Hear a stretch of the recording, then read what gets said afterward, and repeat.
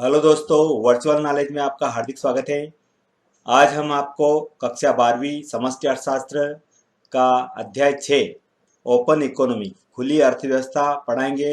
आइए, आप पेन और काफ़ी लेकर तैयार हो जाइए और नोट डाउन करने के लिए तैयार हो जाइए। आइए, अध्याय 6 हम स्टार्ट करते हैं।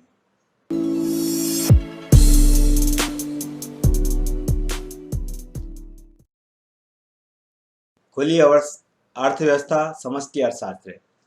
अदायगी संतुलन, चालू खाता, पूंजी खाता, अदायगी संतुलन और घाटा, विदेशी विनिमय बाजार, विनिमय दर का निर्धारण, तीर्थी और स्थिर विनिमय दर प्रणालियों के गुण और दोष, प्रतिबंधित तैरती, ये सारी चीज़ें हम इस खुली अर्थव्यवस्था में पूरे पाठ में पढ़ने वाले हैं। ये उनकी हेडलाइन है। हम इस पाठ के अंत में ये चीज़ें सीखेंगे, तो आप सभी तैयार हो जाइए नोट डाउन करने के लिए। खुली अर्थव्यवस्था। अब खुली अर्थव्यवस्था क्या होती है? खुली अर्थव्यवस्था एक ऐसी अर्थव्यवस्था है जो विभिन्न माध्यमों द्वारा अन्य देशों से अंतर व्यवहार करती है। अब तक हमने इस पहलू पर विचार नहीं किया था और बंद अर्थव्यवस्था तक सीमित रेखा, जिसमें शेष विश्व से कोई भी जुड़ाव ही होता, ताकि हमारा विश्लेषण सरल रहे और समष्टि अर्थशास्त्र के आधार पर तंत्र की व्याख्या सरल हो सके। वास्तव में अधिकांश अर्थव्यवस्थाएं खुली हैं। इस जुड़ाव को स्थापित करने के लिए 3 तरीके हो सकते हैं। सबसे पहला है निर्गत बाजार। निर्गत बाजार एक ऐसी अर्थव्यवस्था अन्य देश में से वस्तुओं और सेवाओं में व्यापार कर सकती हैं। इससे चयन विस्तृत होता है, इस अर्थ में कि उपभोक्ता और उत्पादक घरेलू और विदेशी वस्तुओं के बीच चयन कर सकता है। इसी प्रकार से दूसरा है वित्तीय बाजार। वित्तीय बाजार अधिक बार एक अर्थव्यवस्था दूसरे देश से वित्तीय परिसंपत्तियों खरीदती हैं। इससे विनियोजकों को घरेलू तथा विदेशी परिस्थितियों से चयन का अवसर मिलता है। इसी प्रकार से तीसरा है श्रम बाजार। फर्म और चयन कर सकती हैं कि उत्पादन को कहाँ किया जाए और श्रमिक चयन कर सकते हैं कि वह कहाँ काम किया जाए। अनेक अप्रवास कानून श्रमिकों को की देश में मध्य आवागमन को प्रतिबंधित करता है। तो ये खुली अर्थव्यवस्था निर्गत बाजार, वित्तीय बाजार और श्रम बाजार में विभक्त हैं। देखते हैं आदायगी संतुलन। आदायगी संतुलन क्या होता है? आदायगी संतुलन में मुख्य रूप से बीओपी किसी एक देश के निवासियों और शेष विश्व के बीच एक निश्चित समय अवधि में, खासकर 2 वर्ष में, वस्तुओं, सेवाओं और परिसंपत्तियों को लेन देन का विवरण होता है। अदायगी संतुलन के 2 मुख्य बातें होती हैं, एक तो चालू खाता और पूंजी खाता। तो सबसे पहले मैं आपको चालू खाता के बारे में बताता हूँ। चालू खाता वस्तुओं और सेवाओं के व्यापार में अंतर अदायगी का विवरण करता है। इसमें नेक्स्ट बताऊंगा मैं, जिसमें खातों को प्रदर्शित करता है। वस्तुओं के व्यापार में वस्तु के निर्गतों तथा आयातों को शामिल किया जाता है। सेवाओं के व्यापार में उत्पादन आय और गैर उत्पादन आय लेन देन को शामिल किया जाता है। अंतरण भुगतान ऐसी प्रवृत्ति होती है जो किसी देश के निवासियों को निःशुल्क प्रभाव होती है और बदले में कोई वस्तुएं अथवा सेवाएं नहीं देनी पड़ती हैं। इसमें उपहार, प्रेषित जन और अनुदान शामिल है। यह सरकार और विदेशों में रहने वाले निजी व्यक्तियों द्वारा किया जा सकता है। मतलब करेंट अकाउंट की बात हम कर रहे थे, लेन देन के लिए नहीं होता है, चालू खाता बोलते हैं उसको। अब ये यहाँ पर चालू के मैंने घटक बताने की कोशिश की है। चालू घटक के मुख्य रूप से 3 घटक होते हैं: वस्तुओं में व्यापार, सेवाओं में व्यापार और अंतरणों का भुगतान। तो वस्तुओं के व्यापार में वस्तुओं का निर्यात और वस्तुओं का आयात। इसी प्रकार सेवाओं में व्यापार में भी 2 भाग में हैं अलग अलग: निवल उत्पादन आय, कर्मचारियों की क्षतिपूर्ति से निवल आय, और निवल निवेश आय। इसी प्रकार से इसमें निवल गैर उत्पादन आय और जहाँ ऋण, बैंक, बीमा, पर्यटन, सॉफ्टवेयर सेवाएं आदि इसमें आती हैं। और अंतरणीय भुगतान में उपहार, प्रेषित धन और अनुदान, ये चालू खाता के घटक हमने यहाँ पर देखे। अब हम देख खाता। पूंजीगत खाता मुख्य रूप से परिसंपत्तियों के समस्त अंतर्राष्ट्रीय लेन देनों को दर्ज करता है। परिसंपत्ति धन के रखने का कोई भी एक रूप होता है, जैसे मुद्रा, स्टॉक, बंधन पत्र, सरकारी ऋण आदि।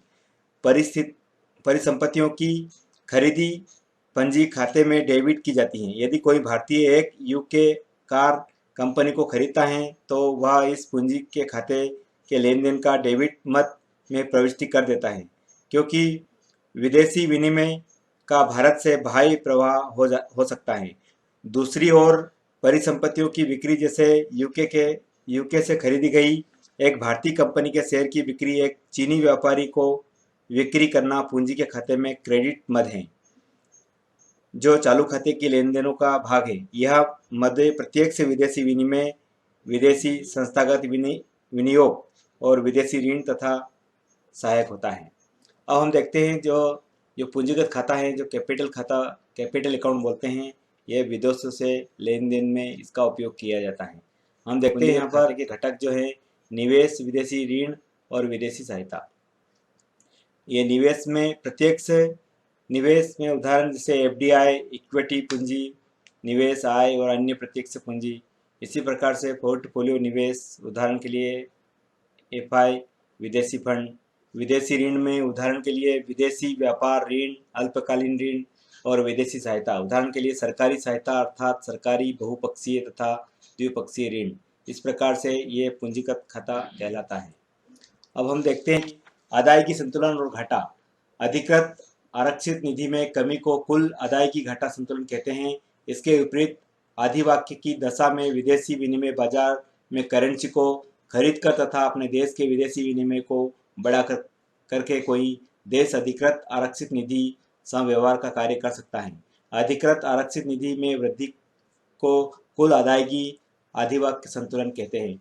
तो यहाँ पर हमने अदायगी असंतुलन और घाटा हमने देखा। अब देखते हैं कि विदेशी विनिमय बाजार। विदेशी विनिमय बाजार, अब हम देखते हैं कि विदेशी विनिमय बाजार है क्या। जो विदेशी विनिमय बाजार हैं वो विदेश से रिलेटेड है, जिसमें अंतर्राष्ट्रीय लेन देन के लेखांकन पर समस्त रूप में विचार करने के पश्चात अब हम किसी एकल लेन देन की चर्चा करते हैं। कल्पना कीजिए कि एक भारतीय निवासी छुट्टी बिताने के लिए लंदन की यात्रा पर जाना चाहता है। लंदन में ठहरने के लिए उसे पौंड में भुगतान करना होगा। उसे यह जानने की आवश्यकता होती है कि पौंड कहाँ से और किस कीमत पर प्राप्त किए जा सकते हैं। जैसे कि पहले जिक्र किया जा चुका है कि इस कीमत की विनिमय दर कहते हैं। वह बाजार जिसमें राष्ट्रीय मुद्राओं का एक दूसरे से व्यापार होता है उसे विदेशी विनिमय बाजार कहते हैं। इस बाजार के मुख्य प्रतिभागी व्यावसायिक बैंक, विदेशी विनिमय दलाल एवं अन्य आधिकारिक डीलर और मुद्रा प्राधिकार होते हैं। यह उल्लेख करना महत्वपूर्ण है कि यद्यपि प्रतिभागियों के अपने व्यापारिक केंद्र हो सकते हैं, फिर भी यह बाजार अपने आप में विश्वव्यापी होता है। यहाँ व्यापारिक केंद्रों के बीच निकट और निरंतर संपर्क बना रहता है और प्रतिभागी एक से अधिक बाजार में व्यापार कर सकता है। तो ये विदेशी विनिमय बाजार एक बंधन बाजार नहीं है, ये विदेश तक इसके द्वारा कारोबार कर सकता है। अब इसके बाद आता है विदेशी विनिमय दर। अब हम देखते हैं यहाँ पर कि विदेशी विनिमय दर जिसे फोटेक्स दर भी कहते हैं, एक मुद्रा की दूसरी मुद्रा में कीमत है। यह विभिन्न देशों की मुद्राओं के बीच कड़ी है और अंतर्राष्ट्रीय लागतों और कीमतों की तुलना करने में सहायक है। उदाहरण के लिए हम यहाँ पर एक उदाहरण देख सकते हैं कि यदि हमें $1 के लिए ₹50 देने पड़ते हैं तो विनिमय की दर ₹50 प्रति डॉलर होगी। इससे और सरल बनाने के लिए मान लीजिए कि विश्व में 2 ही देश यूएसए और भारत में एक ही विनिमय की दर निर्धारित की आवश्यकता होती है, तो यह विदेशी विनिमय दर कहलाती है, फॉरेन एक्सचेंज रेट। अब हम बात करते हैं कि विनिमय दर का निर्धारण। अब विनिमय जो दर होती है उसका निर्धारण कैसे होता है, एक्सचेंज कैसे करते हैं। अलग अलग देशों की अपनी मुद्रा विनिमय दर का निर्धारण करने की अलग अलग प्रणालियाँ होती हैं। इसको तीर्थी विनिमय दर, स्थिर विनिमय दर अथवा प्रतिबंधित तीर्थी विनिमय दर के द्वारा निर्धारित किया जा सकता है। अब हम देखते हैं कि ये विदेशी विनिमय दर और विनिमय दर का निर्धारण, ये दो चीज क्लियर है। अब हम आगे और स्थिर विनिमय दर प्रणाली के गुण और दोष क्या क्या है। तो हम इसमें देखते हैं कि स्थिर विनिमय दर प्रणाली का मुख्य लक्षण यह विश्वसनीयता है कि सरकार एक निश्चित स्थिर स्तर पर विनिमय की दर को बनाए रखने में सक्षम होती हैं। स्थिर विनिमय दर प्रणाली के अंतर्गत बहुधा बीओपी में अधिक अधिक अथवा घाटा अधिक के या घाटा सरकार की आरक्षित कोषों का उपयोग कर सकते हैं। सरकारें इस लोक को पूरा करने के लिए हस्तक्षेप करती हैं। यदि लोगों को यह पता चल जाए कि सरकार के पास आरक्षित कोष कम है, तो वे सरकार की स्थिर दरों को बनाए रखने की सक्षमता पर संदेह करने लगते हैं। इससे अवमूल्यन का अनुमान बढ़ेगा। जब यह विश्वास किसी मुद्रा को आक्रामक खरीद में बदल जाता है, तो सरकार को मुद्रा के अवमूल्यन के लिए बाध्य कर देता है। तो इस मुद्रा पर अनुमानित आक्रमण कहते हैं। तो इसको तैरती और स्थिर विनिमय दर की प्रणाली कहा जाता है। अब हम देखते हैं नेक्स्ट वाला पार्ट की प्रतिबंधित तैरती।